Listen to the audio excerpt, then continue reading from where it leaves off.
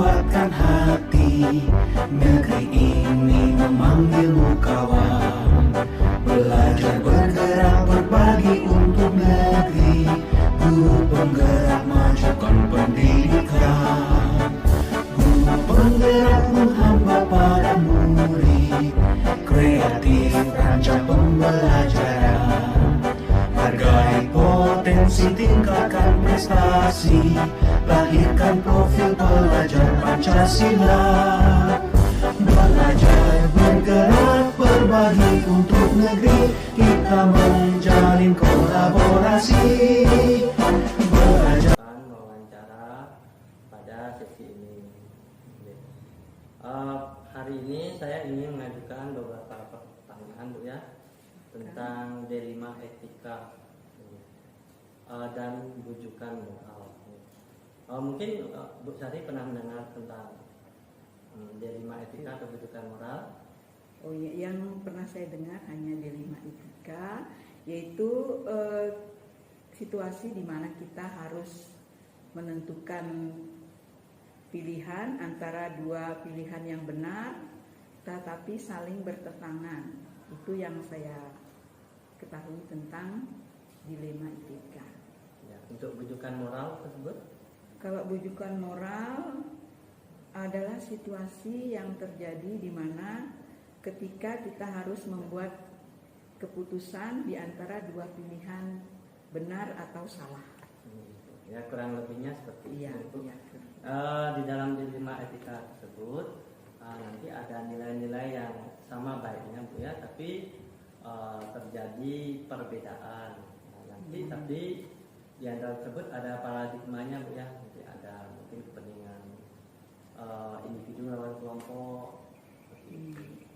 Nah, kemudian, Bu, selama Anda di sekolah, baik, bagaimana Anda menjalankan pengambilan keputusan di sekolah Anda, Bu, terutama pada kasus-kasus di mana ada dua kepentingan yang sama-sama benar atau sama-sama mengandung nilai kebajikan? Kalau yang persoalan seperti ini pernah saya memberi arahan kepada salah satu guru karena guru ini curhat kepada saya, yaitu tentang muridnya yang di kelas itu kurang mau mengerjakan tugas. Nah, tapi ada dia saat istirahat, temannya istirahat, dia oleh gurunya tidak diberi istirahat. Nah, saya memberikan nasihat kepada guru tersebut, kalau anak itu tidak selesai mengerjakan tugas tapi waktunya sudah saatnya mengasuh, sebaiknya diberikan kesempatan untuk mengasuh, karena kasihan muridnya, kemungkinan dia ada masalah apa di rumah sehingga saat itu tidak fokus mengerjakan soal. Kalau dia tidak diberi mengasuh, nanti takutnya tambah parah lagi, sehingga saya memberi tahu guru tersebut agar rasa keadilan kepada murid itu diberikan sama. Kalau dia harus dapat mengasuh, ya mengasuh. Demikian, Pak, yang pernah saya lakukan. Ya, baik, terima kasih, Bu. Kak, dulu. Ya, dari kasus-kasus tersebut, Bu, ya, barangkali bisa sampaikan langkah-langkah atau prosedur seperti apa yang biasa Anda lakukan selama ini. Selama ini yang biasa saya lakukan jika menemui hal-hal seperti itu, saya mencari penyebabnya dulu. Biasanya saya juga mengajak pihak-pihak yang mempunyai masalah atau yang mempunyai keluh kesah, itu saya ajak berbicara apa yang dia keluhkan. Setelah itu saya barulah meminta pendapat atau masukan dari guru-guru yang lain, terutama guru-guru senior, supaya saya bisa menentukan solusi yang baik untuk pihak-pihak yang bermasalah tersebut. Demikian Pak Tony. Kemudian hal-hal apa saja yang selama ini Anda anggap efektif ya dari berbagai langkah-langkah tersebut dalam pengambilan keputusan pada kasus-kasus dilema etika? Langkah yang menurut saya paling efektif adalah yang paling utama itu bermusyawarah. Jadi saling memberikan pendapat tentang hal-hal yang dihadapi, sehingga dari banyak orang, banyak pendapat, banyak masukan, sehingga saya bisa menentukan solusi yang terbaik. Jadi intinya kegiatan yang saya lakukan untuk yang sedianya memecahkan masalah itu, biasanya saya mengajak guru-guru baik yang senior maupun yang muda untuk bermusyawarah. Berarti memang bermusyawarah di sekolah ini yang paling efektif ya dalam pengambilan keputusan. Iya. Nah berikutnya Bu, mungkin ada tantangan dalam pengambilan keputusan dalam kasus-kasus dilema etika. Bisa disebutkan mungkin apa saja tantangan dalam pengambilan keputusan ini? Tantangan yang saya rasakan itu ya terutama ini yang dari hati saya sendiri. Saya takut untuk mengambil keputusan yang tidak memuaskan bagi pihak-pihak yang bermasalah. Itu tantangan yang paling menjadi kekhawatiran saya. Jadi tantangan dari pihak yang bermasalah itulah yang saya pikirkan, supaya bagaimana caranya saya bisa dapat mengambil keputusan yang sebaik-baiknya, tidak merugikan salah satu pihak pun. Berarti memang dalam pengambilan keputusan ini agar tidak menyakiti salah satu pihak ini, Iya. agar semuanya menjadi baik. Iya. Kemudian Bu, yang berikutnya, adakah jadwal tertentu dalam penyelesaian kasus dilema etika ini? Apakah Anda langsung menyelesaikannya di tempat atau memiliki jadwal untuk menyelesaikannya? Ya. Kalau masalah tersebut, kalau jadwal itu jelas tidak ada Pak Tony, karena kalau biasanya masalah itu kan tidak selalu ada atau frekuensinya tidak beraturan. Jadi kalau saya menemukan masalah yang langsung saya hadapi, misalnya saya lihat langsung atau saya dengar langsung, pastinya saya akan memanggil kedua belah pihak itu untuk menanyakan hal apa yang terjadi. Kemudian saya berharap kedua belah pihak itu mau membuka diri, mau membuka hati untuk saling memaklumi, saling memaafkan peristiwa yang telah mereka alami. Demikian biasanya Pak Tony. Baik. Kemudian dalam Ibu mengambil keputusan dalam kasus dilema itu, adakah seseorang yang membantu Ibu mempermudah dalam pengambilan keputusan? Dalam hal ini yang membantu saya tidak hanya seseorang, tapi semua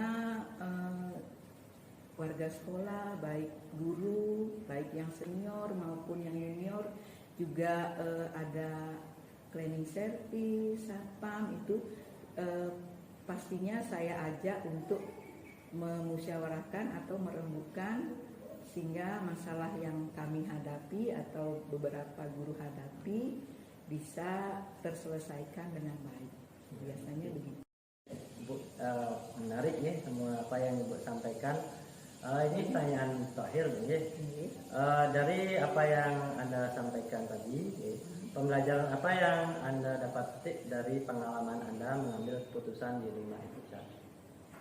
Ya, pengalaman dan pembelajaran yang saya dapat petik dari pengambilan keputusan dilema etika ini, yang pertama adalah saat mengambil keputusan itu saya tidak harus tergesa-gesa, jadi harus dipikirkan sungguh-sungguh. Kemudian yang kedua, pengambilan keputusan yang saya ambil ini harus benar-benar saya pertanggungjawabkan dengan baik. Yang ketiga dan yang paling penting ini Pak Tony, pengambilan keputusan yang saya ambil ini harus harus memenuhi rasa keadilan bagi masing-masing pihak yang bermasalah, sehingga tidak ada yang dikorbankan atau yang dianaktirikan. Demikian pembelajaran yang dapat saya petik dari pengambilan keputusan yang saya jalani selama ini. Baik, menarik sekali Bu Saria. Baik Bu, terima kasih atas kesempatannya telah memberikan saya mewawancara Ibu. Pada kesempatan ini saya ucapkan terima kasih. Ya, terima kasih kembali Pak Tony. Nah, Om Swastiastu. Selamat pagi Pak Madi. Selamat pagi Pak Tony. Kenalkan, saya Bapak Tony Mata Dinata, adalah CKP Angkatan ke-9 Kota Denpasar, yang hari ini ingin mewawancarai Bapak terkait tugas pada modul 3.1 demonstrasi kontekstual. Sebelumnya saya ucapkan terima kasih pada Bapak karena telah memberikan waktu dan tempatnya di siang hari ini. Oke, pada wawancara kali ini Pak, saya ingin mewawancarai tentang D5 etika atau rujukan moral. Baik, sebelumnya apakah Bapak sudah mengetahui apa itu D5 etika ataupun rujukan moral? Baik, terima kasih Pak Tony. Hari ini saya diwawancarai, sangat senang sekali. Saya akan mencoba menjawab apa yang Pak Tony tanyakan dari D5 etika sama rujukan moral. Nah, ketika kita berbicara dengan kasus yang terkait dengan D5 etika, tentu di sana ada dua komponen, itu artinya kebenaran melawan kebenaran. Nah, terus untuk rujukan moral, tentunya dalam kasus itu ada yang benar dan ada yang salah. Nah, jadi seperti itu gambaran saya secara umum. Ya, kurang lebih sudah benar Pak. Sudah benar sekali. Selama ini bagaimana Bapak menjalankan pengambilan keputusan sekolah Bapak, terutama pada kasus-kasus di mana ada dua kepentingan yang sama-sama benar atau sama-sama mengandung nilai kebajikan? Jadi untuk pengambilan keputusan tentunya kita harus bisa, yang pertama itu bagaimana kita bisa mencermati, melihat kasus yang ada. Nah, dari kasus yang ada ini tentu seperti yang dikaitkan sebelumnya, ada kebenaran, mungkin ada yang salah satunya benar dan yang salah satunya tidak selaras. Nah, mungkin harus ada mediator, adanya komunikasi yang pasti, tentunya agar kedua kepentingan tersebut yang di sekolah itu bisa mendapatkan hal terbaik. Nah, tentunya dalam mengambil keputusan ini kita mengacu kepada 3 prinsip. Itu yang pertama mungkin berbasis pada hasil akhir atau end-based thinking. Yang terus selanjutnya berpikir berbasis rasa peduli atau care-based thinking. Dan yang paling terakhir itu adalah berbasis peraturan yang disebut dengan rule-based thinking. Seperti itu Pak Tony. Baik. Kemudian adakah langkah-langkah atau prosedur seperti apa yang biasa Anda lakukan selama ini? Untuk langkah-langkah dalam pengambilan keputusan, tentunya langkah-langkah keputusan yang terbaik yang kita harapkan untuk semua, kan begitu Pak Tony ya. Jadi apa langkah yang kita lakukan? Yang pertama, seperti kaitan yang sebelumnya, adalah bagaimana kita bisa mengidentifikasi kasus tersebut, mencari informasi dari kasus ini. Nah, terus bagaimana kita bisa menganalisa. Nah, hal yang paling terpenting itu adalah mengkomunikasikannya melalui mungkin ada rapat guru, kebersamaan. Nah, mungkin itu yang kita bisa buatkan langkah-langkah. Baik Pak. Kemudian hal-hal apa saja yang sama ini Bapak anggap efektif dalam pengambilan keputusan pada kasus-kasus D5 etika? Baik, hal-hal yang efektif dalam pengambilan keputusan pada kasus dilema etika ini, yang pertama mungkin dengan rasa kekeluargaan. Jadi ada rasa kekeluargaan, jadi tidak merugikan kedua belah pihak, karena seperti yang kita bicarakan sebelumnya, di mana D5 etika ini adalah tidak ada yang salah, jadi benar versus saya selaku kepala sekolah, saya menganggap semua warga punya integritas, loyalitas kepada pada lembaganya sendiri. Jadi untuk menguatkan bagaimana nanti memecahkan suatu kasus, tentunya sekolah juga sangat memiliki semangat kebersamaan. Ya, seperti itu. Kemudian adakah tantangan ya, selama ini dalam pengambilan keputusan dalam kasus dilema etika ini, Pak? Baik Pak Tony, jadi kita melihat nih setiap kasus, setiap permasalahan tentu ada tantangan Pak Tony ya. Jadi yang saya sebagai kepala sekolah, tantangannya itu ketika kita tidak sejalan, jadi ada berbeda pendapat antara guru yang satu dengan guru yang lain, dengan kepala sekolah juga. Nah, dengan perbedaan pendapat itulah nantinya kita akan bisa memecahkan masalah dan akan mendapatkan hasil akhir yang baik. Nah, kemudian apakah Bapak memiliki jadwal tertentu dalam menyelesaikan sebuah kasus dilema etika ini? Apakah Anda langsung menyelesaikan di tempat itu? Atau Anda memiliki sebuah jadwal, kemudian bentuk prosedur seperti apa yang Anda akan jalankan? Baik Pak Tony, jadi yang namanya terjadwal itu kan biasanya suatu kegiatan yang terprogram dengan baik, kan seperti itu Pak Tony ya. Jadi kalau kita di lembaga saya sendiri, ketika ada kasus seperti kasus dilema etika ini, kita harus bisa merespon dengan cepat Pak Tony. Jadi kita respon dengan cepat, tentunya mencari penyebab, siapa yang terlibat. Tentunya jadwal khusus itu tidak ada Pak Tony. Hanya kita selalu memberi ruang untuk membicarakannya. Jadi kita biasanya fleksibel saja dalam hal ini. Kemudian adakah seseorang atau faktor-faktor apa yang selama ini dapat mempermudah atau membantu Bapak dalam pengambilan keputusan dalam kasus dilema etika?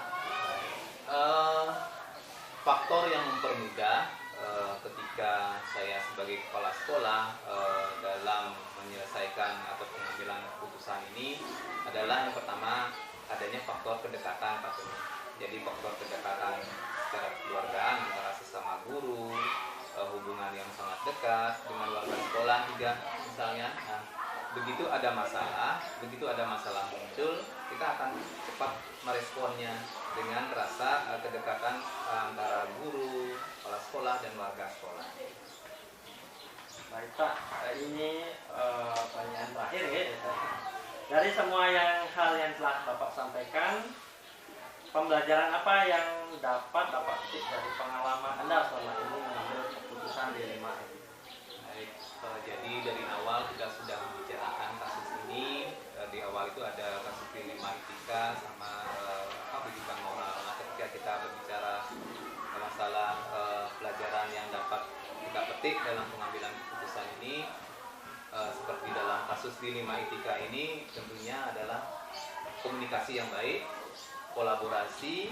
Jadi kata kuncinya juga tetap adalah bagaimana kita bisa berkomunikasi dengan baik. Nah, besar harapan saya di dalam pengambilan keputusan ini ada kebersamaan. Nah, tentunya juga dalam pengambilan keputusan ini kita berdasarkan atau berbasis rasa keadilan, rasa kepedulian, juga ada peraturan, dan terus yang terakhir ini kita akan juga memperhatikan nilai-nilai kebajikan universal. Baik Pak, terima kasih atas waktu dan kesempatan yang telah diberikan pada saya untuk mewawancarai Bapak. Saya mengucapkan terima kasih. Ya. Akhir kata saya ucapkan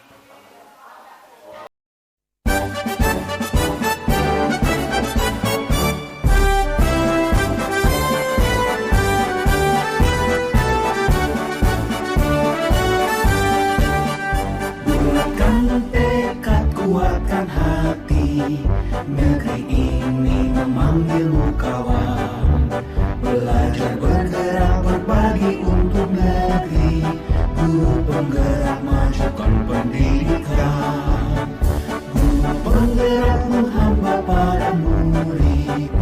kreatif, rancang pembelajaran. Hargai potensi, tingkatkan prestasi, lahirkan profil pelajar Pancasila. Belajar, bergerak, berbagi untuk negeri, kita menjalin kolaborasi.